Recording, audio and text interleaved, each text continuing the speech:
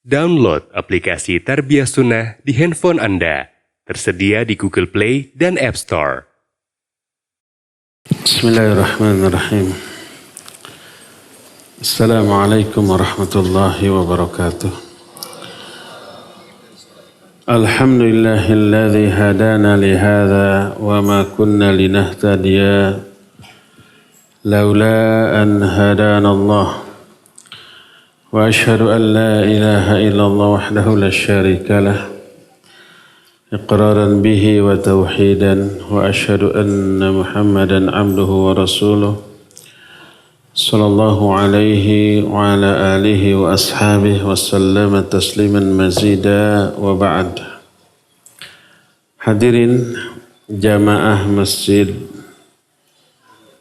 Aliyah Karawang, Jawa Barat yang Allah muliakan, alhamdulillah kita kembali berjumpa untuk melanjutkan kajian Al-Qiyamatul Kubra atau kiamat besar.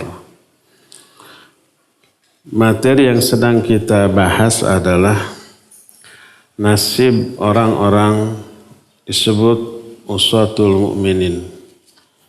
Orang-orang mukmin ahli maksiat di akhirat. Pertemuan terakhir yang lalu kita sudah membahas tentang nasib beberapa orang-orang yang akan memperoleh 4 jenis kesengsaraan di akhirat, yaitu tidak diajak bicara oleh Allah, tidak dilirik, diperhatikan oleh Allah, tidak disucikan dan memperoleh azab yang berat, dan itu dikarenakan karena beberapa dosa dan kesalahan yang mereka lakukan selama di dunia. Penjelasan itu sudah berlalu. Sekarang kita masuki poin berikutnya.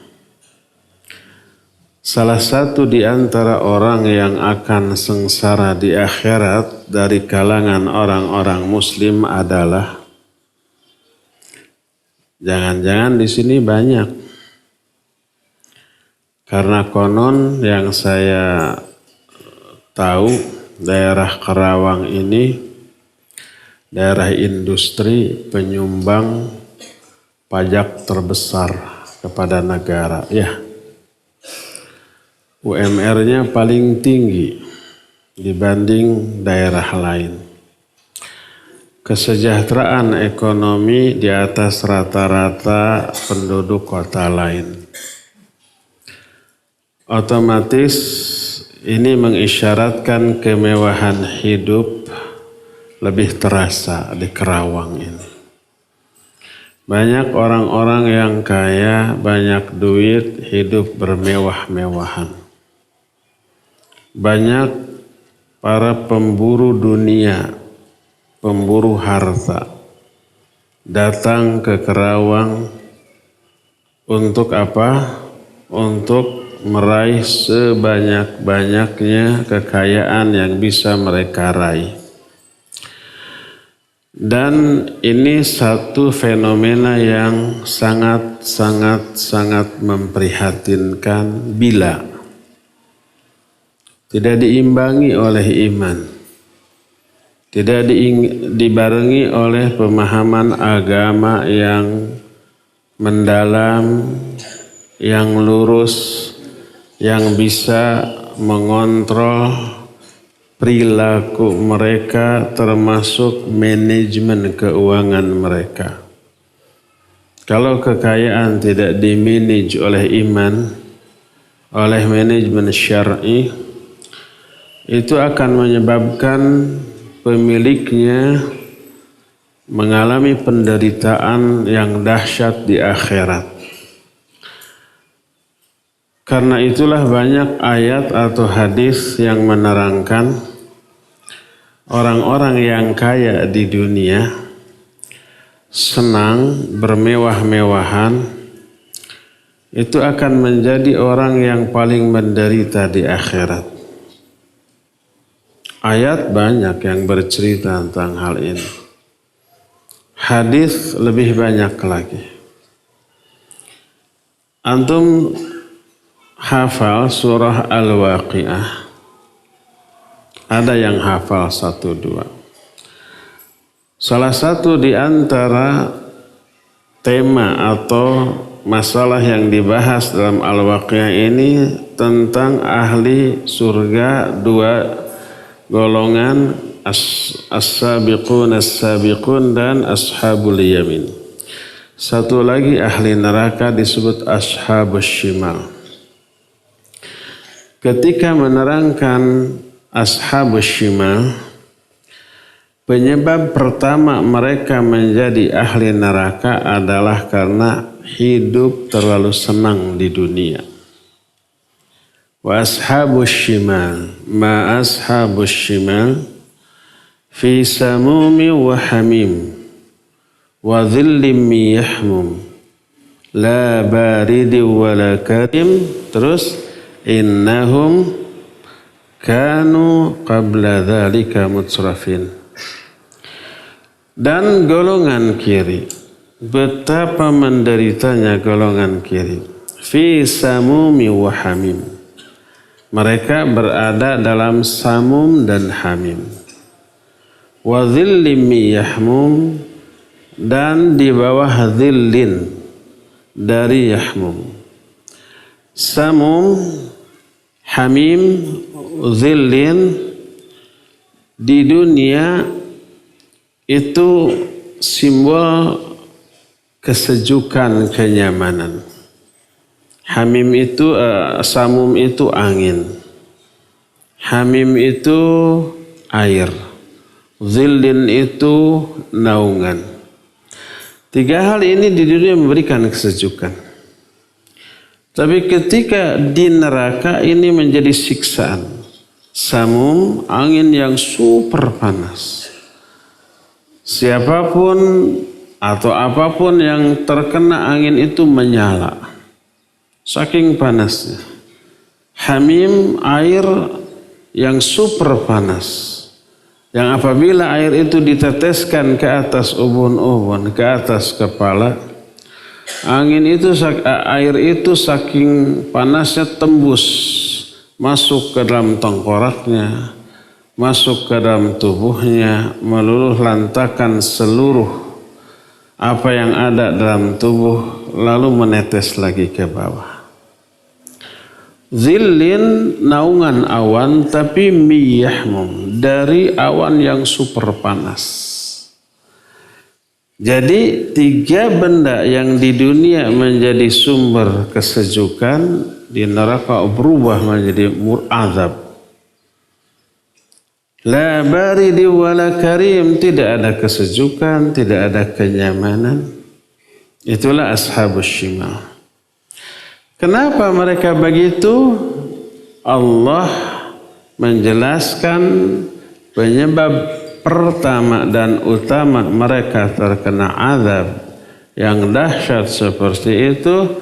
Innahum kanu qabla dzalika mutsrafin. Karena dulu ketika mereka hidup di dunia, mereka hidup dalam kemewahan, dalam kesenangan, bergelimang harta, kekuasaan, pangkat, jabatan, dan kemewahan. Apa akibatnya? Akibatnya mereka itu lalai dari kewajiban mereka, dari ibadah, dari amal soleh. Seluruh potensi yang dimilikinya habis untuk mengurus harta kekayaannya. Tidak ada waktu untuk ibadah, tidak ada waktu untuk beramal soleh. Kalau mereka ibadah amal soleh, hanya sisa dari waktu yang ada. Itu pun dilakukan ala kadarnya. Oleh karena itu bisa kita bayangkan kalau toh ibadah, kalau amal soleh di waktu yang ala kadar, di waktu yang tersisa, dengan kondisi tubuh dan jiwa, pikiran, perasaan yang sudah lelah dengan urusan dunia, terbayang kualitas dan kuantitas ibadahnya seperti apa. Oleh karena itulah maka Rasul SAW menyatakan innal mukthirina humul muqilluna yaumal qiyamah. Sesungguhnya orang-orang yang memperbanyak harta di dunia, mereka adalah orang-orang yang paling sedikit kebaikannya di akhirat nanti. Ketika mereka makan, apa yang mereka lakukan? Mereka nyaris tidak pernah lapar. Yang mereka rasakan kenyang, puas. Bahasa Karawang nama sampai makan teh kamerdekaan, kenyang banget, sampai sakit. Dan ada ancaman loh dari Rasul Sallallahu Alaihi Wasallam. Beliau menyatakan fa inna aktsarahum syab'an fid dunya atwaluhum ju'an yaumal qiyamah. Sesungguhnya orang yang banyak merasakan kekenyangan di dunia, mereka orang yang paling lama merasakan laparnya pada hari kiamat. Lapar pada hari kiamat. Dan ini diungkapkan oleh Abu Dzar Al-Ghifari ketika Abu Dzar ini memiliki kedekatan yang tidak dimiliki oleh orang lain terhadap Amirul Mukminin Umar ibn Khattab radhiyallahu anhu. Di zaman Umar kesejahteraan itu melimpah. Orang-orang banyak mendekat ke Umar meminta bantuan ekonomi atau apalah gitu. Karena Baitul Mal melimpah. Adapun Abu Darda dia diam di rumah. Maka kata Ummu Darda, qultu li Abi Darda ma laka la tatlubu kama yatlubu fulan wa fulan wa fulan. Kata Ummu Darda, aku berkata kepada Abu Darda, suaminya, kenapa engkau tidak meminta kepada khalifah seperti si fulan. Kalau Abu Darda datang ke Umar, jangankan meminta, tidak diminta pun karena beliau sahabat senior, pahlawan Badar, itu pasti dapat tunjangan yang besar. Apa kata Abu Darda? La. Fa inni sami'tu Rasulullah sallallahu alaihi wasallam yaqul inna amamakum aqabatan ka'udan la yajuzuhal muthqilun. Enggak, saya enggak mau. Karena saya mendengar Rasul sallallahu alaihi wasallam bersabda, sesungguhnya di hadapan kalian nanti ada kesulitan,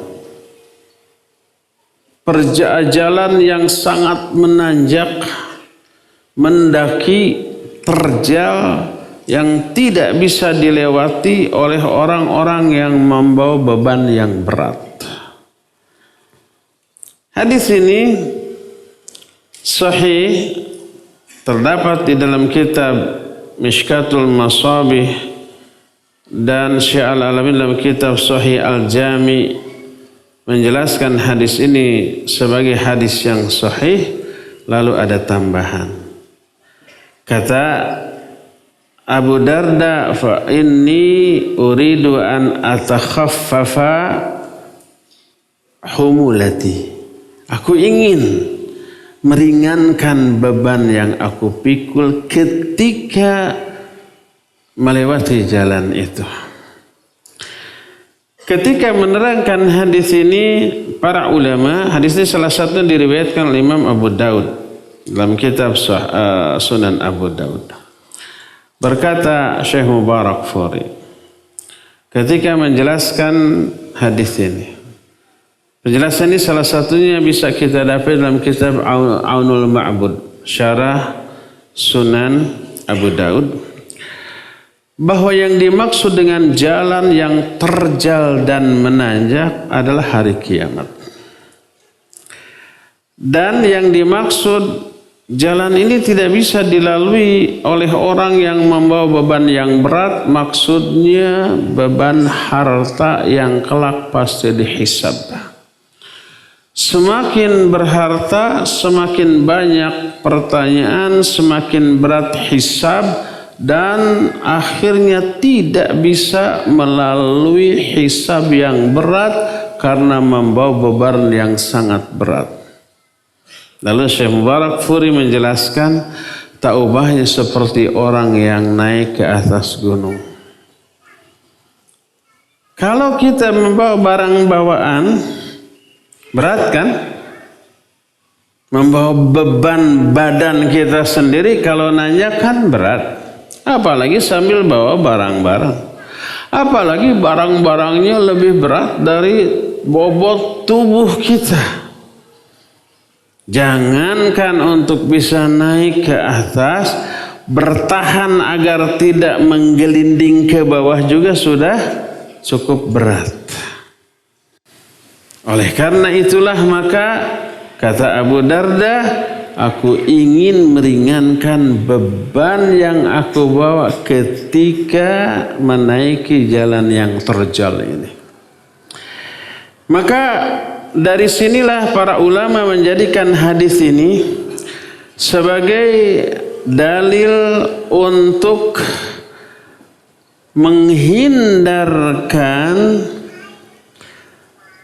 sikap tamak, sikap loba, sikap rakus terhadap dunia, karena kelak akan membebani kita ketika kita mengalami hisab di akhirat. Tadi dikatakan bahwa orang yang memperbanyak hartanya di dunia, dia akan sedikit sekali kebaikannya di akhirat. Maka di antara beberapa bahaya dari harta ini diterangkan oleh Rasul Shallallahu Alaihi Wasallam dalam banyak hadisnya. Pertama, di antara mafsadat atau madarat harta sehingga orang yang berharta akan lebih menderita di akhirat adalah pertama, harta itu akan melalaikan kita dari ibadah, dari kewajiban, dari amal soleh. Karena apa? Karena waktu yang kita miliki, pikiran kita, perasaan kita, tenaga kita itu habis dipakai untuk mencari harta dan mengelola harta setelah harta ini diperoleh. Makin banyak harta makin sibuk, ya enggak? Antum jangan membayangkan kalau manajer, general manager, atau direktur, apalagi direktur utama, tinggi jabatannya, gede gajinya, kerjaannya itu enteng, ongkang kaki, ya, cuma nangkep harigu, bertopang dagu, jangan dibayangkan rileks dan santai. Makin tinggi jabatan, makin sibuk. Walaupun kesibukannya bukan mengandalkan tenaga, bukan ngangkut-ngangkut barang, itu mah urusan rendahan. Sibuknya apa? Ngitung.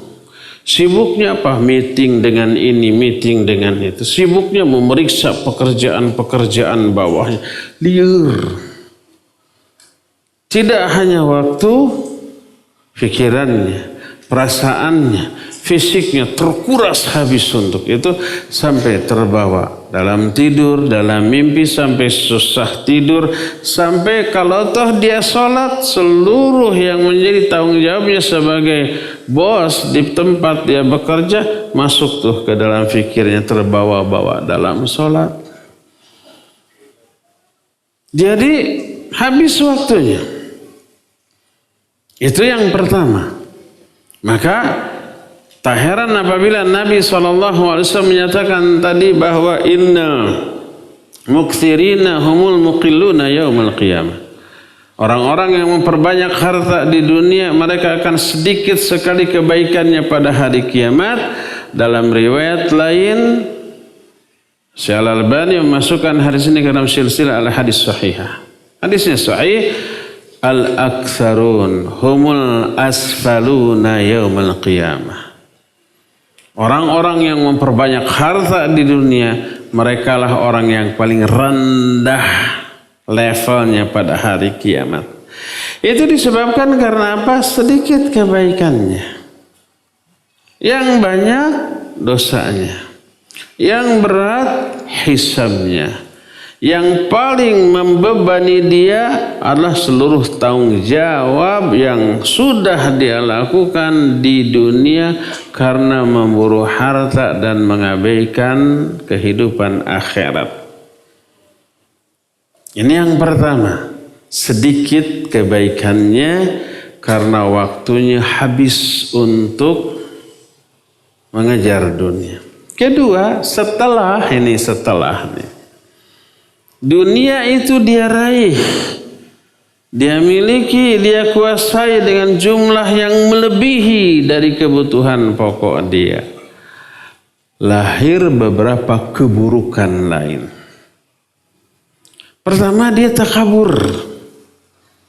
Dia sombong, dia merasa dirinya lebih besar daripada umumnya manusia, lebih terhormat. Allah Azza wa Jalla berfirman dalam Al-Quran, kalla innal insana layatgha ra'ahu istaghna. Sesungguhnya manusia itu layatgha. Layatgha itu benar-benar melewati batas syariat. Yang dilarang dilabrak, yang diharamkan dilakukan, yang diperintahkan diabaikan. Itu tagha. Kenapa? Ar-ra'ahu istaghna, karena dia melihat dirinya kaya, dirinya berkemampuan, dirinya memiliki kelebihan dibanding umumnya manusia. Akibatnya apa? Akibatnya dengan kekayaannya dia zalim kepada sesama. Dia enggak peduli lagi bagaimana dia meraih, memiliki, memperoleh harta. Apakah dengan cara yang halal atau yang haram, enggak peduli. Yang penting dapat. Dan zaman seperti zaman yang pernah diperingatkan oleh Nabi SAW. Ya'ti 'alan nasi zamanun la yubali fihi al-mar'u min aina akhadha al-mal min halalin aw min haramin. Akan datang kepada manusia suatu zaman. Di zaman itu orang enggak peduli lagi bagaimana dia memperoleh harta. Apakah dengan cara yang halal atau dengan cara yang haram. Ya peduli, yang penting dapat. Sampai lahir slogan, nyari yang haram aja susah, apalagi yang halal.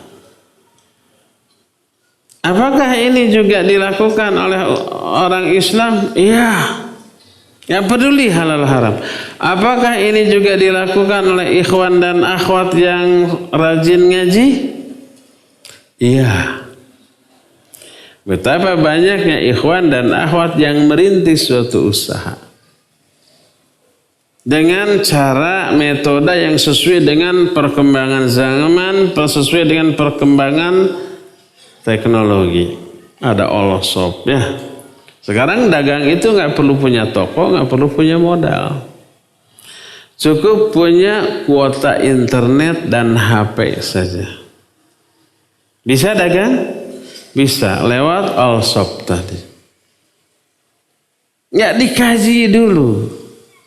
Boleh nggak secara syar'i? Dan cara jual beli lewat online itu banyak ragamnya. Nggak ditanyakan dulu ke ustaz cara seperti ini boleh apa enggak. Yang penting orang-orang melakukan itu ikut-ikutan.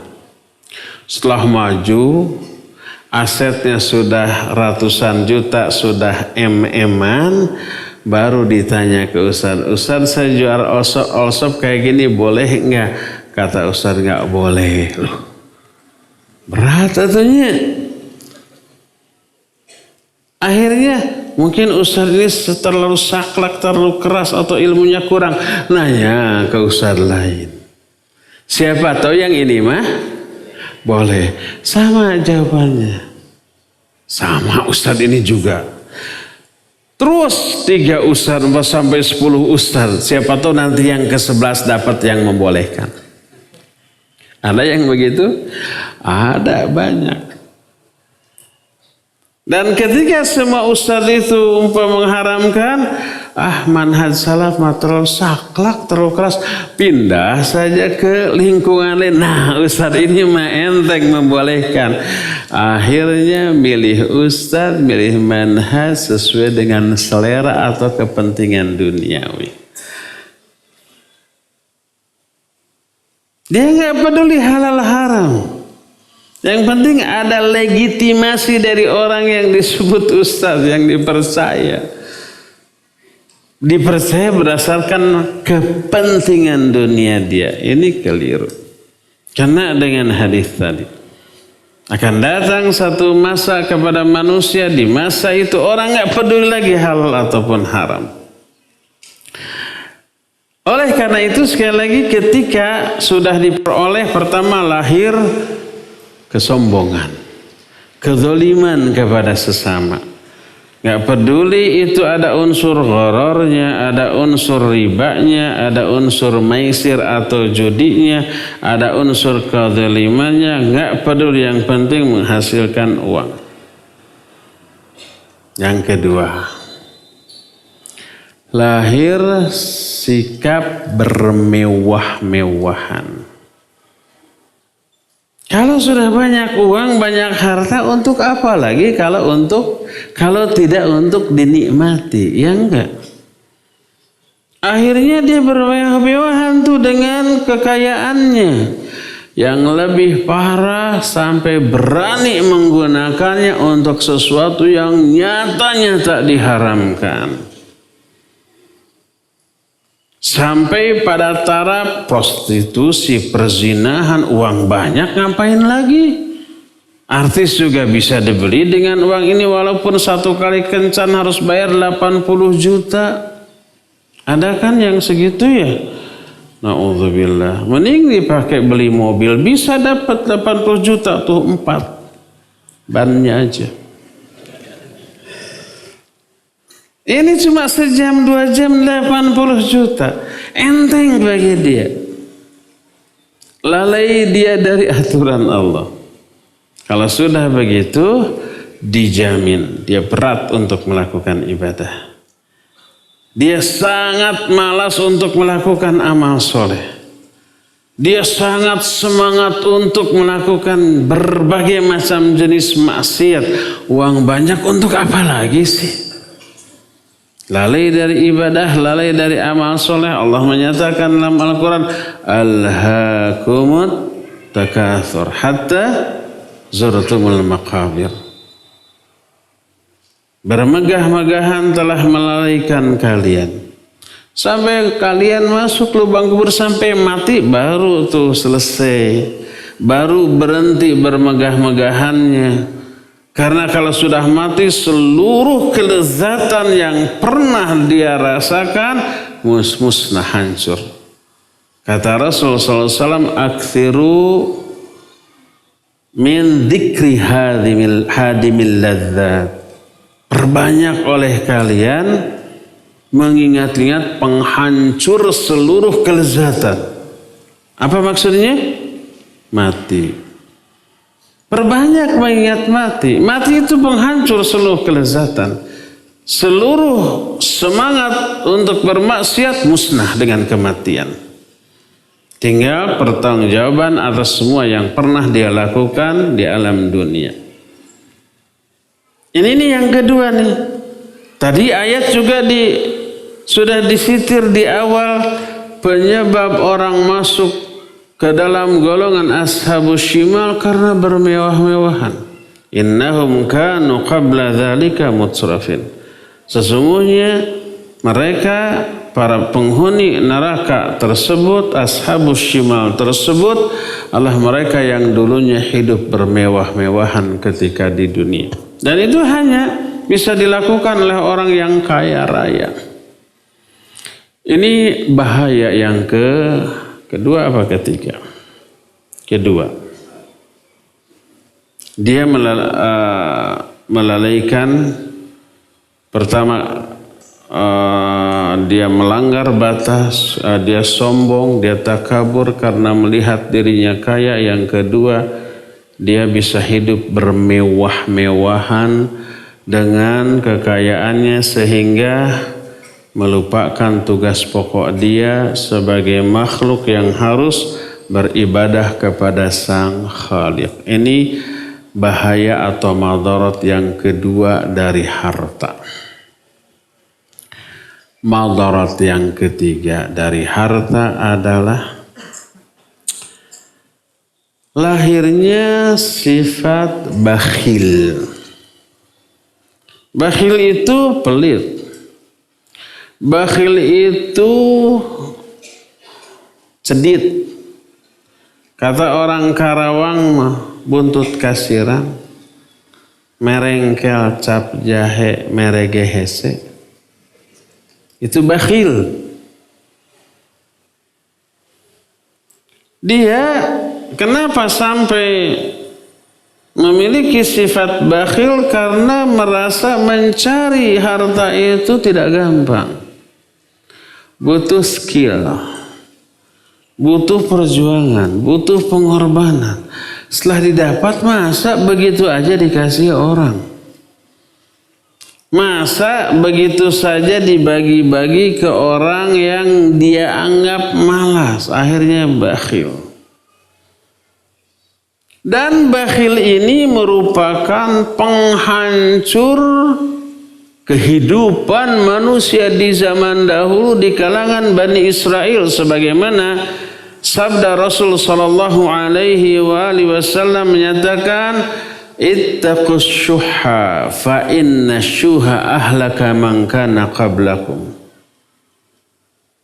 Jauhi oleh kalian asyuh. Asyuh itu bakhil, pelit. Pelit yang didasari oleh kerakusan terhadap harta dunia. Karena sungguhnya sifat bakhil ini yang menghancurkan orang-orang sebelum kalian di kalangan Bani Israel. Fa innahu hamalahum ayyasfikud dima wa yastahillu maharimahum. Karena sungguhnya sifat bakhil ini menyeret mereka untuk mengadakan pertumpahan darah dan menghalalkan apa-apa yang sudah diharamkan atas mereka. Syuh ini bakhil yang disertai, dilandasi atau didorong oleh kerakusan.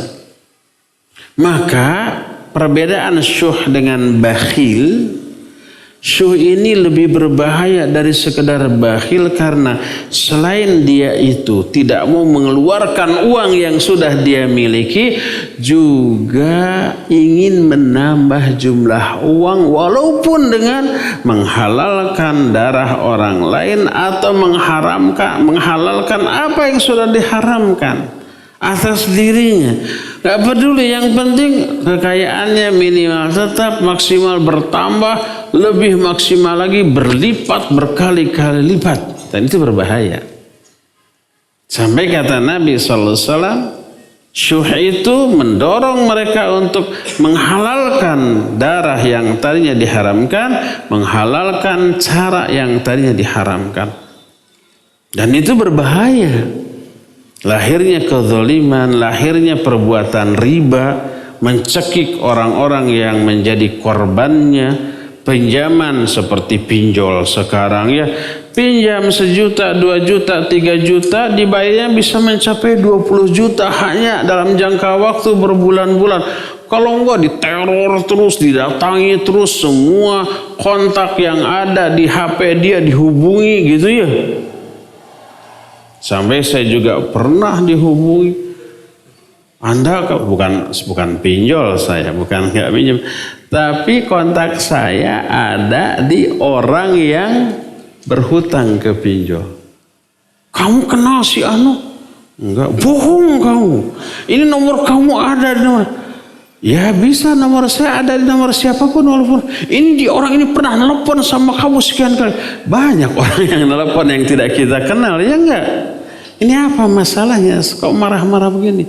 Dia bawa kabur uang saya. Pinjem enggak dibayar, sekarang hilang kontak. Dia yang pinjam saya yang dimarahi, kenapa sih? Ya karena kamu kenal sama dia.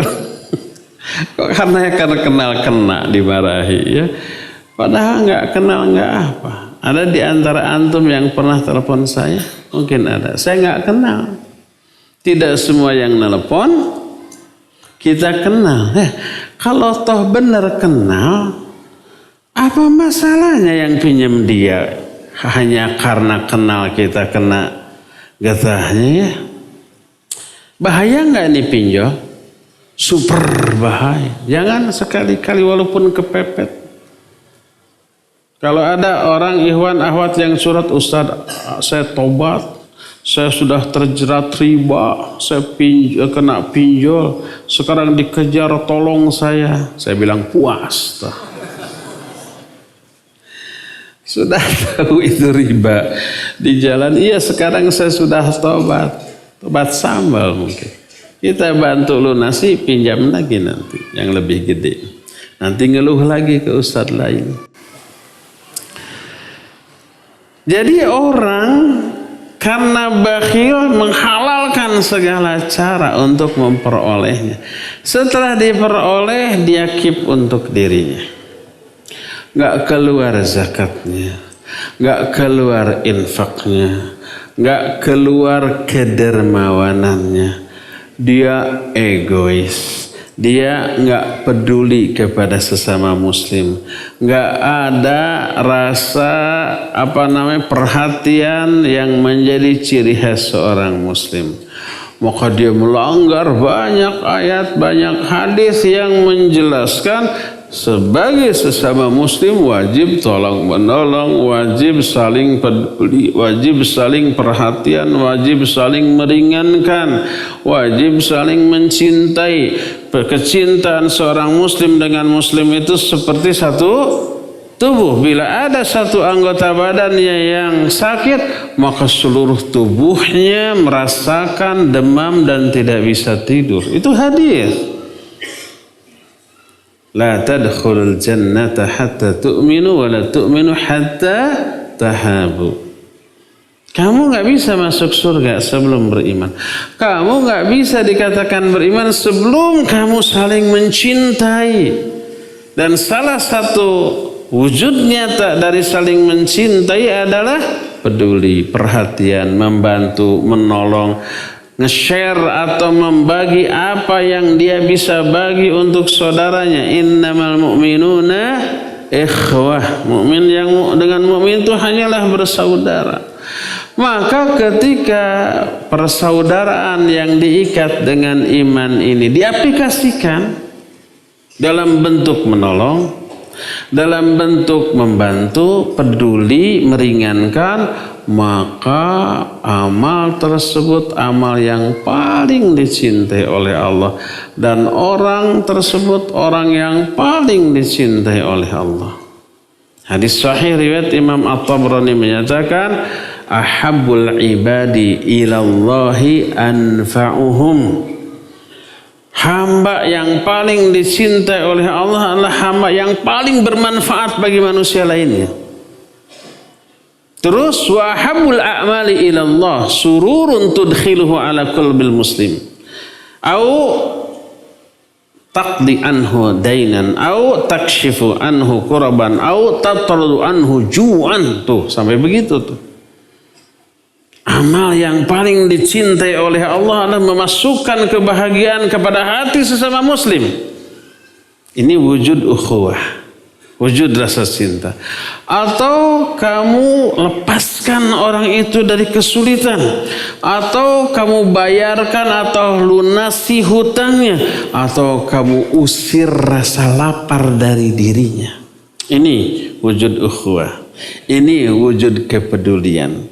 Sampai Nabi SAW di akhir hadis ini menyatakan, fawallahi li an amsya ma'akhi fi hajatihi ahabbu ilayya min an a'takifa fi masjidis syahra. Demi Allah, sampai sumpah tuh, seandainya aku berjalan bersama saudaraku untuk membantu dia memenuhi kebutuhan dunianya, itu lebih aku sukai daripada beriktikaf di masjidku ini selama 1 bulan. Iktikaf di Masjid Nabawi 1000 kali lipat dibanding iktikaf di Masjid Aliyah ini. Apa sih kegiatan iktikaf? Malamnya ibadah, baik sholat ataupun baca Quran, zikir, berdoa. Siangnya sama ditambah saum. Sebulan penuh, bayangkan. Siang malam ibadah di tempat yang sangat mulia di Masjid Nabawi. Segede apa itu pahalanya? Gak ke itu. Kalau itu dilakukan di Masjid Aliyah sudah gede banget pahalanya. Kalau itu dilakukan di Masjid Nabawi 1000 kali lipat pahalanya. Tapi kata Nabi, demi Allah, kalau aku berjalan bersama saudaraku untuk membantu dia dalam memenuhi kebutuhan dunia, lebih aku sukai daripada iktikaf sebulan di masjidku. Makna lebih aku sukai aktsaruha ajra, lebih banyak pahalanya dibanding iktikaf sebulan penuh di Masjid Nabawi.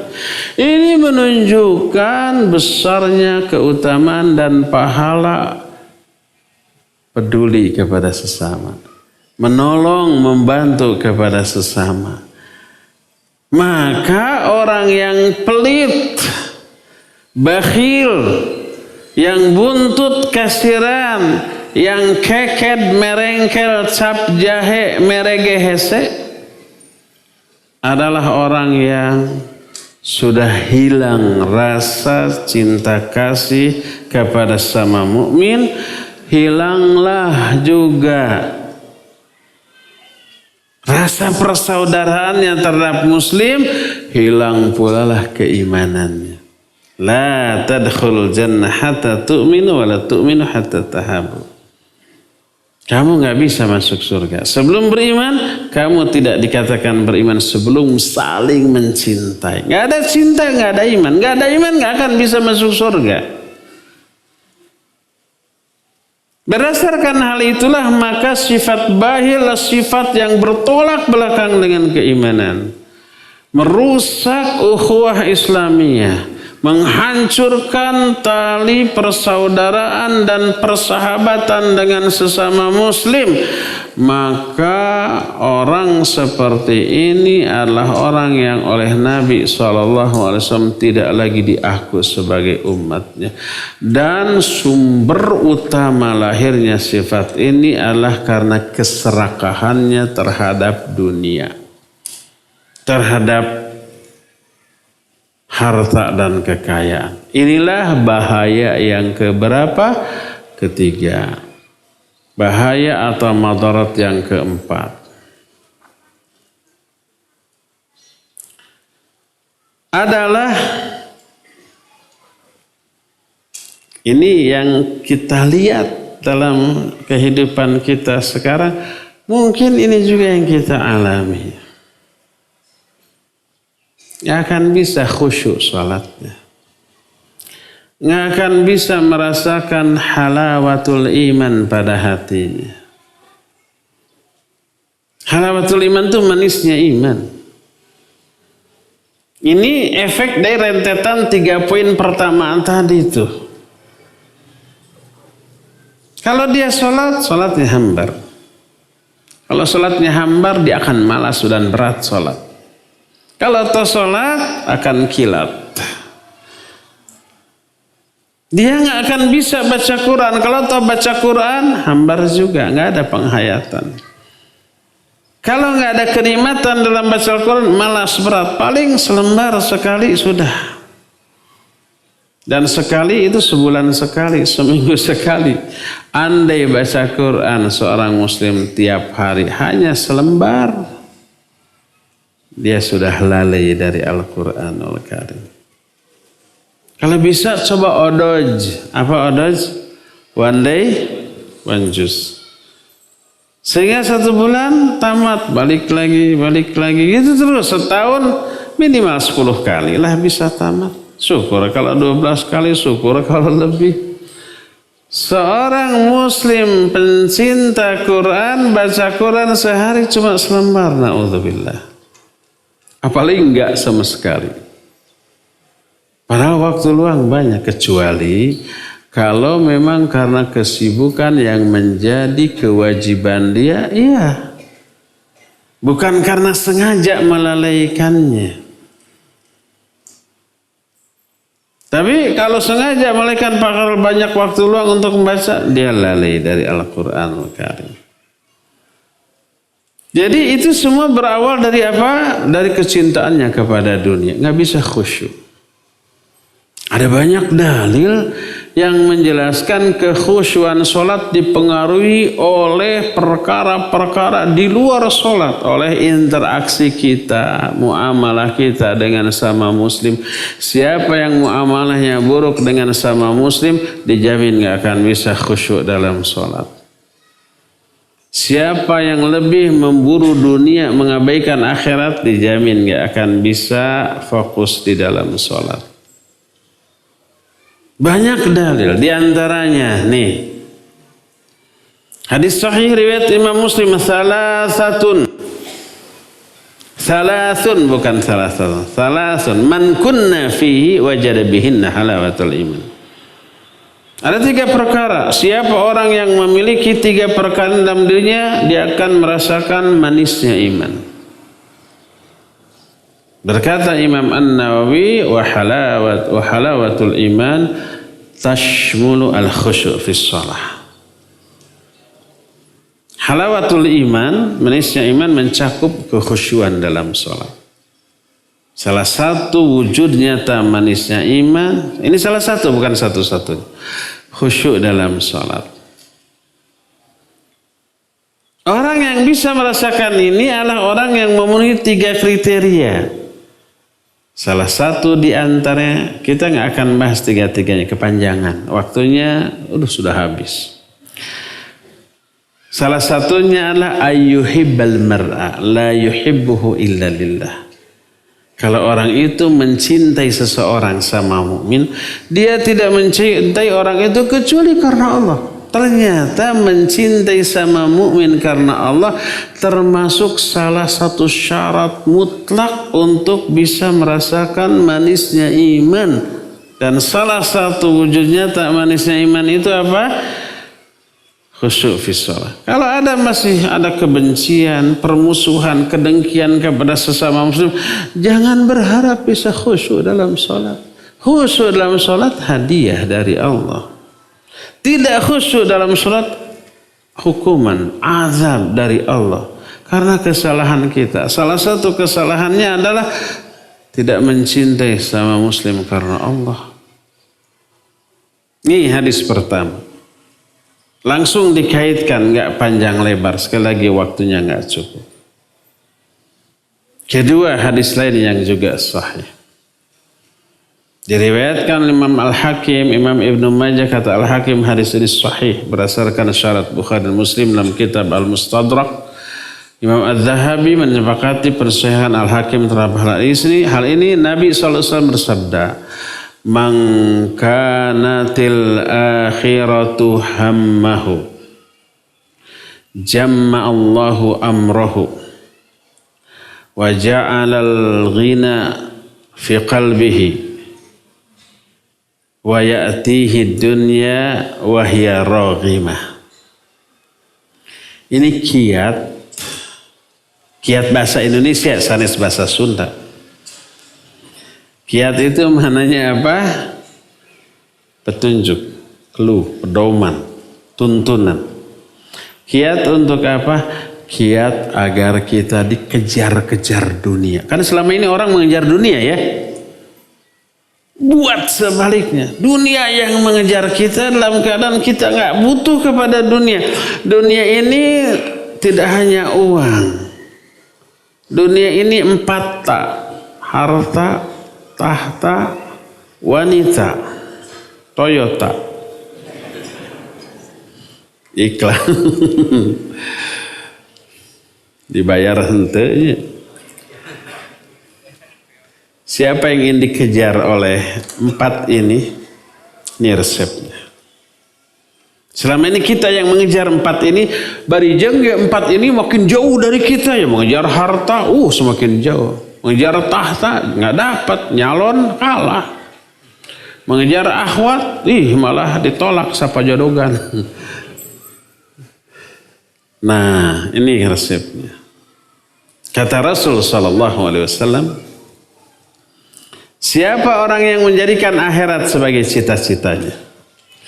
Niatkan semua yang kita lakukan di dunia untuk meraih keuntungan di akhirat loh. Bukan meraih keuntungan di dunia. Kita mencari harta bukan untuk bersenang-senang di dunia. Harta itu sebagai alat untuk bisa meraih kebahagiaan di akhirat. Dengan harta kita bisa zakat, infak, sedekah. Kalau ada orang yang lagi bikin pondok gitu ya, tanya berapa anggarannya? 10 miliar, bikin 20 miliar nih saya sumbang. Gitu. Yang bikin masjid tanya berapa anggarannya? Cuma 2 miliar, bikin yang 5 miliar saya sumbang. Gitu. Bisa haji, bisa umroh, bisa membiayai dakwah. Coba ini yang nyumbang kamera, menyumbang lampu. Mungkin suatu saat kameranya rusak nggak? Iya rusak, pasti itu. Hancur. Tapi pahala nyumbang kamera itu terus abadi sampai hari kiamat. Kamera ini dipakai untuk ngerekam kajian. Kajiannya diupload ke media sosial, ke internet. Kameranya sudah hancur, video ceramahnya masih ada? Masih ada. Satu kamera bisa merekam ribuan ceramah. Kameranya hancur, orangnya sudah mati. Maksudnya nanti ya, sekarang masih ada yang nyumbang kamera orangnya. Biasanya setelah diomongin begini nyumbang lagi. Maka apa yang terjadi selama ceramah yang direkam oleh kamera itu ditonton oleh orang, dia dapat pahala. Yang nontonnya dapat pahala. Yang kameramennya dapat pahala, dapat pahala. Yang nyumbang kameranya dapat pahala. Ustadznya iya, asal ikhlas. Semua yang terlibat dapat pahala.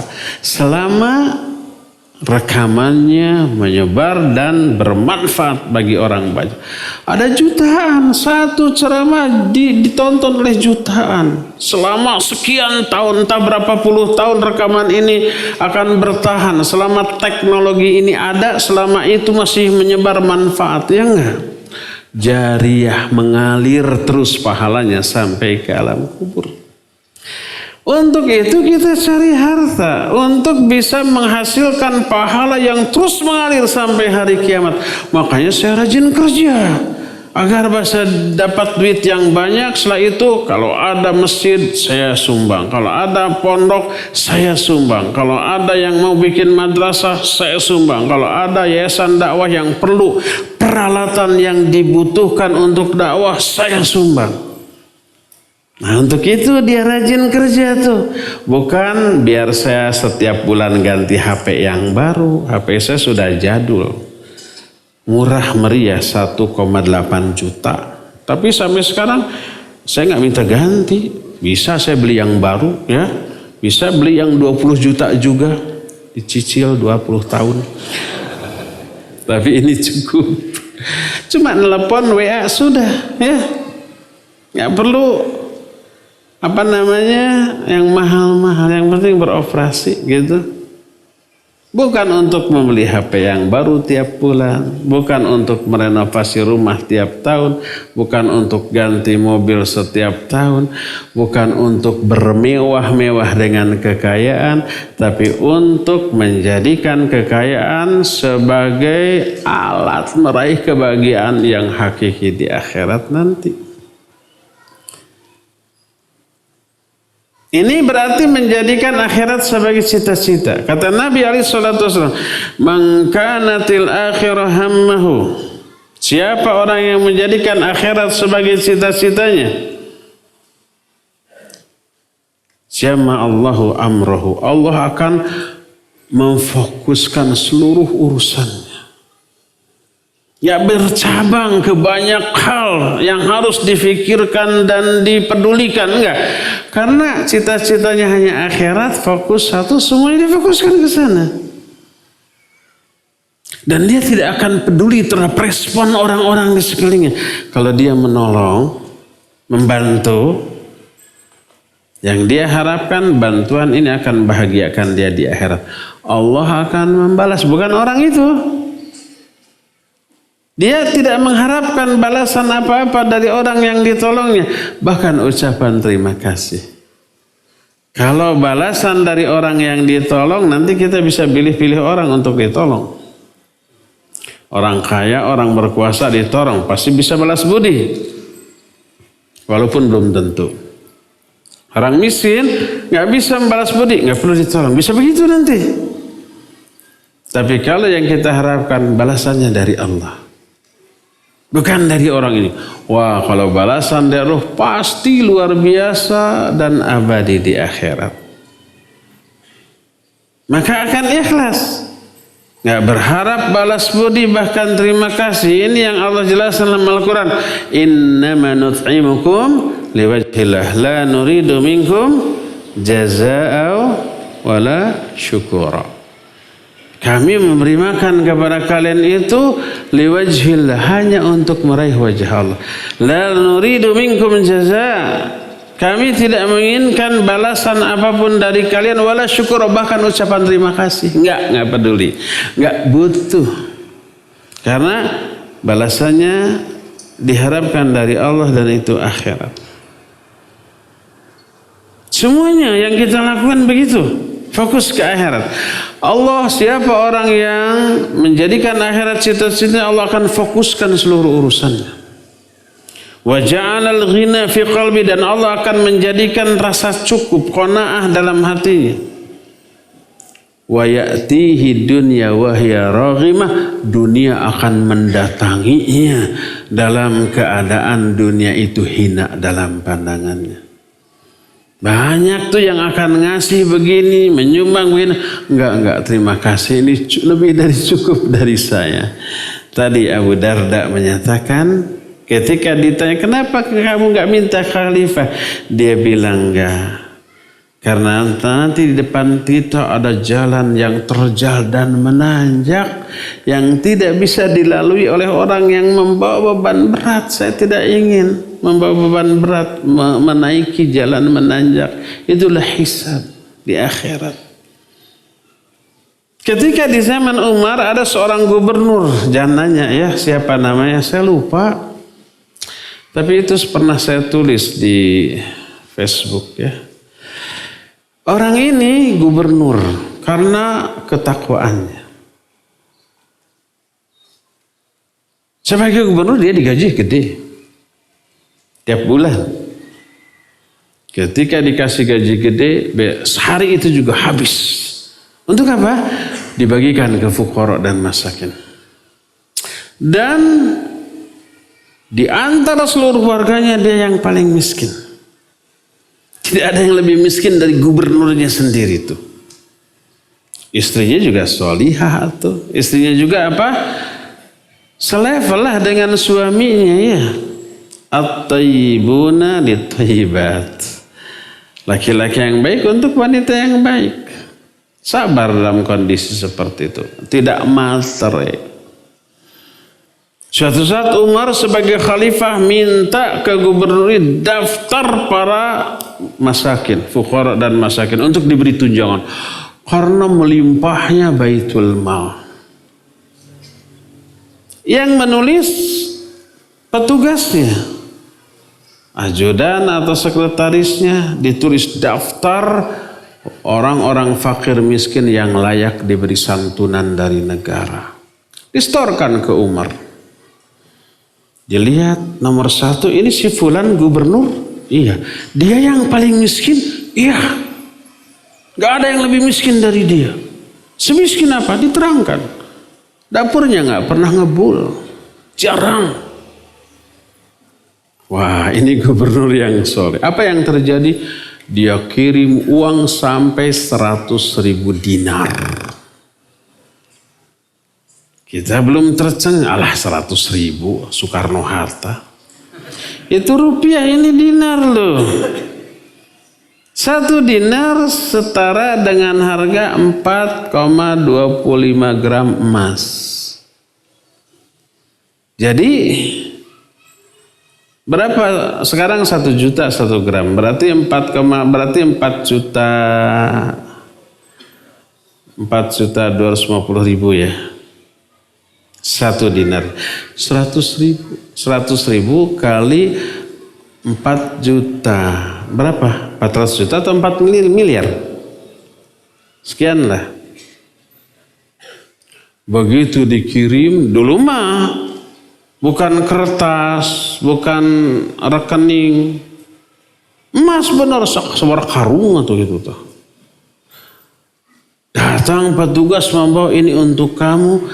Si gubernur langsung istirja, inna lillahi wa inna ilaihi raji'un. Terdengar oleh istrinya di kamar, ada apa? Adakah musibah? Iya.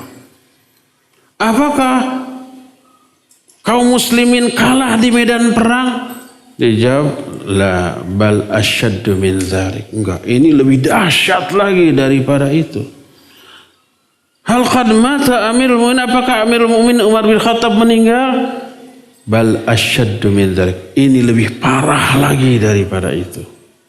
Musibahnya lebih besar daripada kematian Amirul Mu'minin. Apakah itu? Fitnah dunia telah masuk ke rumah kita. Ini ada uang karungan ini. Si istrinya bukannya asik bisa beli, bisa renovasi rumah. Enggak begitu. Bukan senang. Apa kata istrinya? Iqsimha. Kalau begitu bagikan saja. Dibagi hari itu habis nggak tersisa. Karena apa? Karena dia takut terhadap hisab atas harta ini. Itu yang dilakukan oleh gubernur. Tapi bukan gubernur di Indonesia. Di sono. Dan bukan zaman sekarang, zaman baheula. Sekarang mah nggak ada yang kayak gitu. Baik gubernur atau RT, apalagi raja dan presiden. Enggak. Sekarang rata-rata matre. Nah, jadi siapa orang yang menjadikan akhirat sebagai cita-citanya, Allah akan fokuskan urusannya. Allah akan berikan kecukupan dalam hatinya.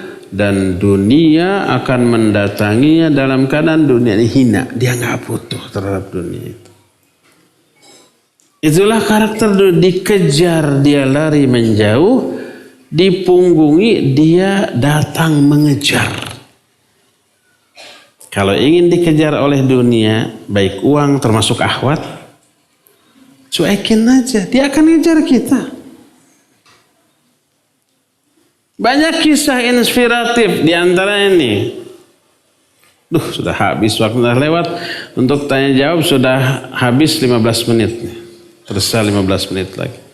Saya tutup dengan satu kisah yang menarik. Tentang orang yang dikejar ahwat. Yang sangat dicintai oleh orang itu, tapi dia lari menjauh. Dengan resepnya, antum bisa praktekkan ini, dijamin dikejar ahwat. Saya sudah mempraktekannya, tapi nggak ada yang ngejar.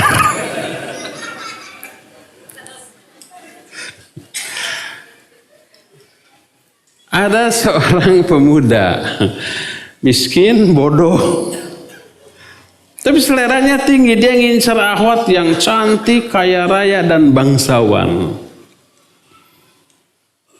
Nekat ngelamar tanpa modal apa-apa. Kebayang nggak, diterima nggak?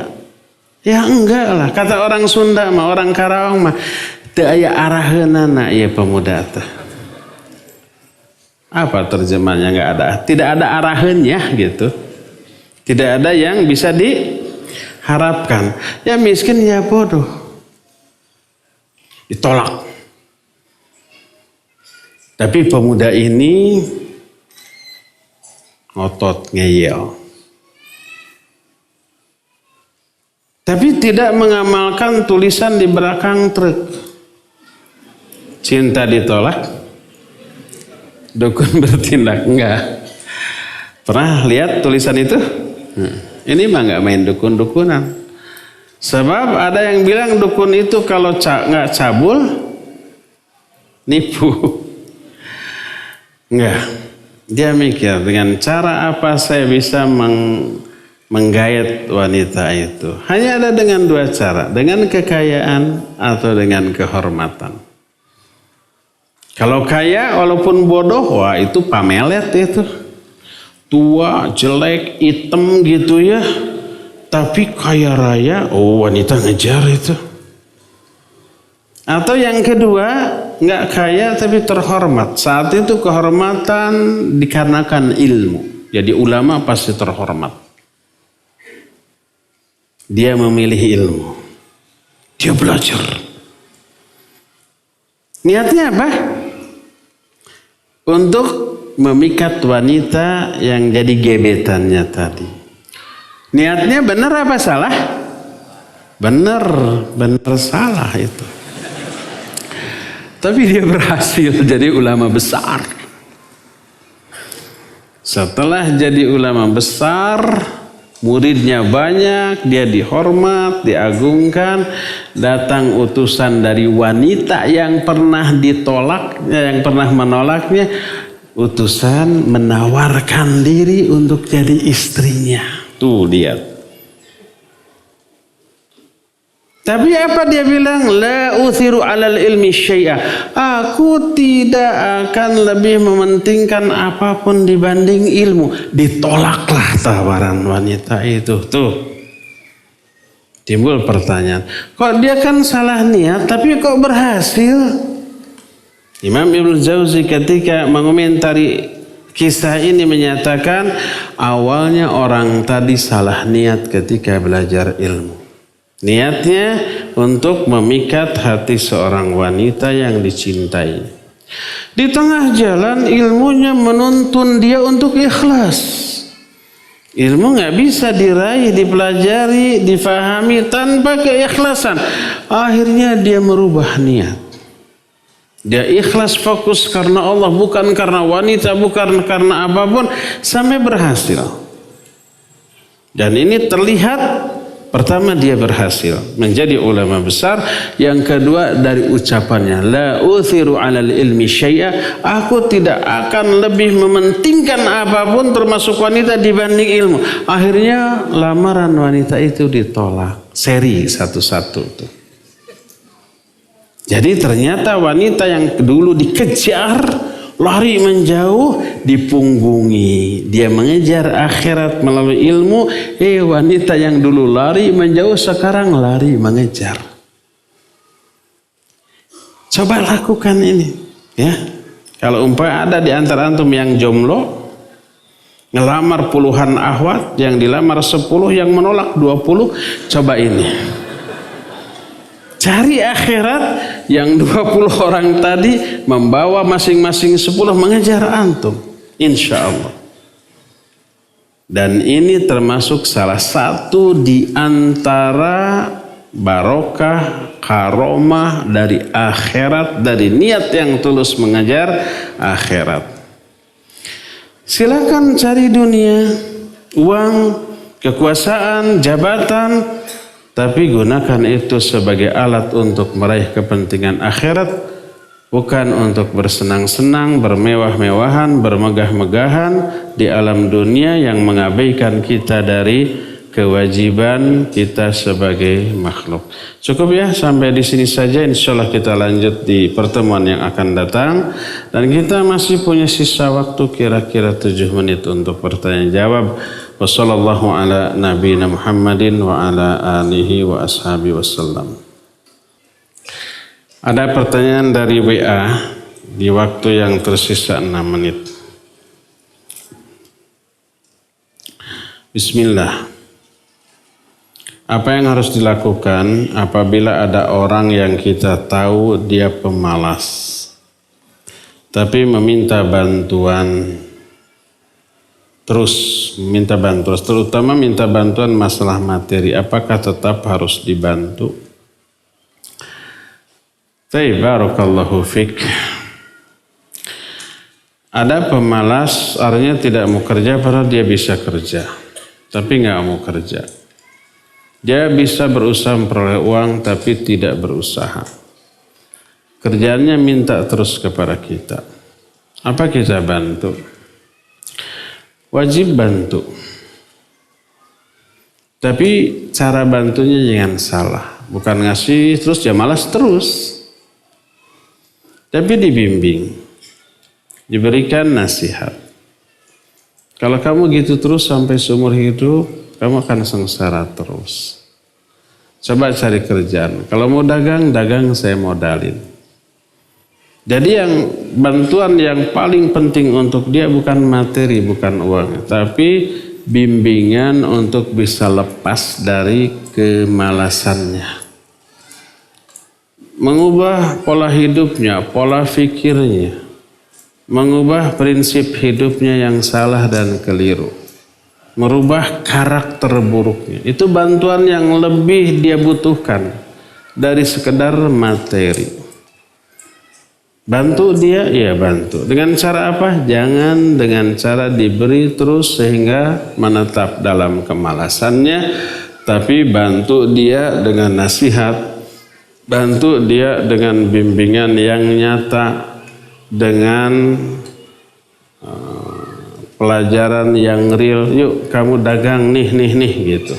Yuk kamu saya bawa ke tempat pekerjaan nih. Lakukan ini. Nanti dapat upah dari sana. Itu yang lebih perlu. Apabila dia pemalas, bisa kerja tapi nggak mau kerja, bisa berusaha tapi nggak mau berusaha, kita kasih terus, itu bukan membantu, tapi menjerumuskan dia untuk menetap di dalam kemalasannya. Itu bukan bantuan, itu penjerumusan. Jadi bantu dia bukan dengan cara memberi, tapi dengan cara memberikan nasihat dan bimbingan. Wallahu a'lam bishawab. Ada lagi?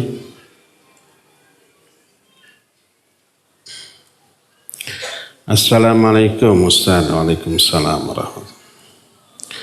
Kalau ada Ustaz yang kelihatan hubbud dunya, apakah bisa kita ambil ilmunya sementara ia Ustaz yang bergelar Ustaz? Ustaz bukan gelar. Iya. Perlu pertama diperjelas, Ustaz itu kelihatan hubbud dunya. Dari apa kelihatan? Apa indikatornya bahwa dia hubbud dunya? Kalau umpamanya matre, kalau ngaji harus dibayar. Dijemput dengan mobil ber-AC. Disiapkan hotel bintang 7. Pulangnya amplop segepok. Kalau enggak gitu saya enggak akan mau. Jangan undang yang kayak gitu. Ya mungkin itu hubbud dunya ya. Tapi kalau yang dimaksud hubbud dunya itu dia datang pakai mobil mewah miliaran.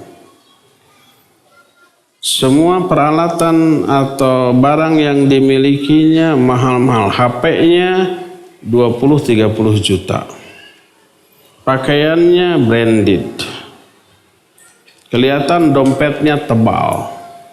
Isinya bukan uang, tapi kartu ATM. Kebayang satu ATM isinya 100 juta, ini ada 20 kartu. Apakah itu hubbud dunya? Belum tentu. Mungkin dia mengamalkan hadis. Hadis yang mana? Hadis yang menyatakan bahwa Rasul sallallahu alaihi wasallam bersabda, Allah azza wa jalla sangat suka apabila Allah memberikan karunia kepada seorang hamba, lalu hamba itu memperlihatkan bahwa dia memperoleh karunia dari Allah ke orang-orang. Maka memperlihatkan bahwa dia orang yang mempunyai karunia dari Allah berupa kekayaan boleh. Kalau datang pakai mobil yang memang mobil dia bagus, pakai pakaian yang bagus, sandal sepatu yang mahal, itu bukan sombong, bukan hubbud dunya, tapi menampakkan asar, dampak dari karunia yang Allah berikan kepadanya. Ketika ada orang yang bertanya, inna rajula yuhibbu ayyakuna thawbahu hasanan wa na'lahu hasan. Wahai Rasulullah, ada orang yang suka pakai pakaian bagus. Bagus apa itu sombong? Kata beliau, innallaha jamilun yuhibbul jamal. Allah itu indah dan menyukai keindahan. Al-kibru batarul haq wa ghamtun nas. Takabur atau sombong itu menolak kebenaran dan meremehkan manusia. Makanya kata Syekh Al-Utsaimin rahimahullah, kalau kita umpamanya diberi kekayaan oleh Allah, tampakkan ke orang-orang bahwa Allah memberikan kekayaan kepada kita. Jangan sampai karena takut diminta, takut dipinjam, pura-pura miskin. Kamu ada uang, aduh saya juga ripuh, untuk besok juga nggak tahu makan di mana tuh.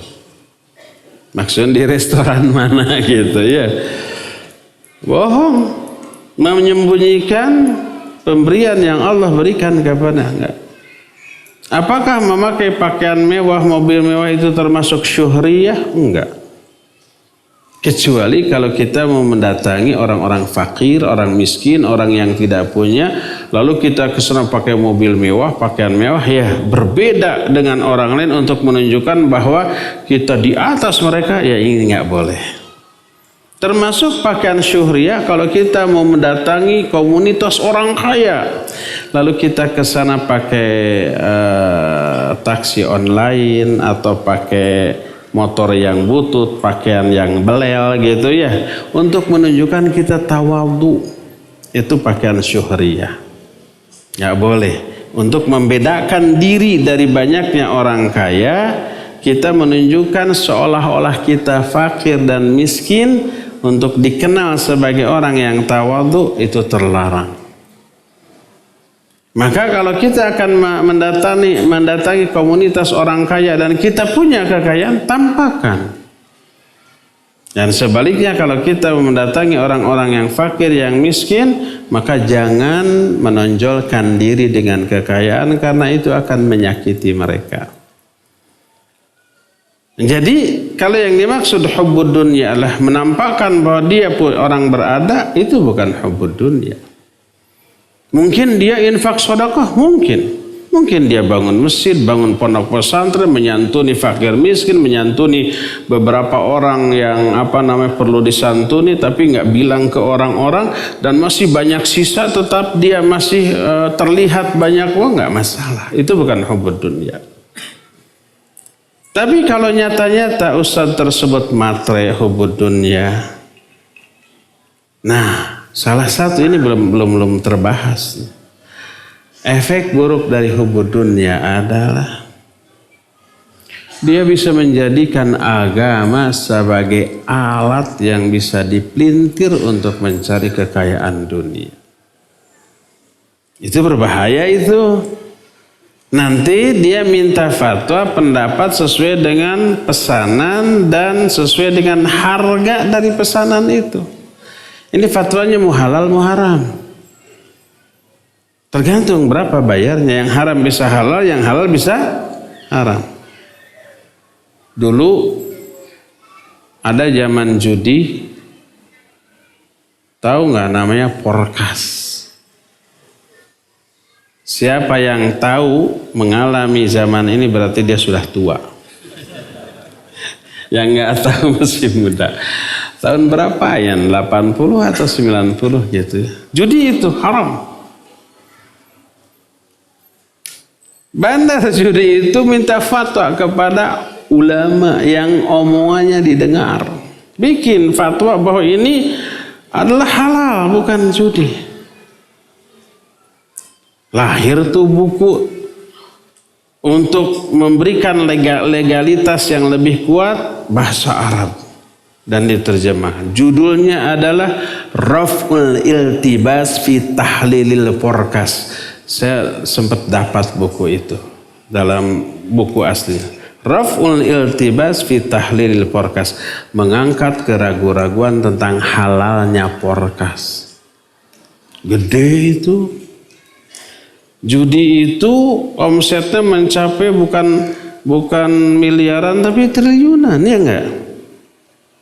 Karena salah satu biaya yang harus dikeluarkan untuk mencari backing yang kuat ini agar judinya aman.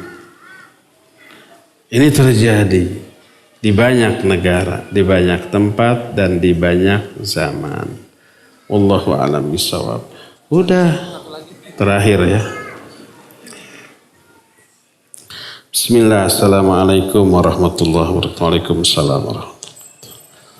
Apakah berinvestasi untuk masa depan termasuk berburu harta, investasi emas, tanah, dan saham? Pertama, investasi murni yang halal tidak masalah.